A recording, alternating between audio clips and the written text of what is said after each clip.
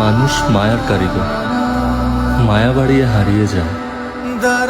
মরে যাওয়া মানুষের মায়া হয়তো চাইলেই কাটানো সম্ভব, কিন্তু ছেড়ে যাওয়া মানুষের মায়াকে আদৌ কাটানো সম্ভব?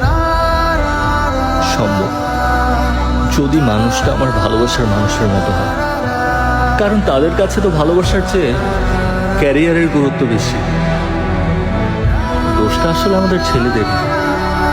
আমাদের যখন ক্যারিয়ার গড়ার সময় থাকে, তখন আমরা আমাদের ক্যারিয়ার থেকে ভালোবাসার মানুষকে বেশি গুরুত্ব দিই, তাদের পেছনে সময় নষ্ট করি।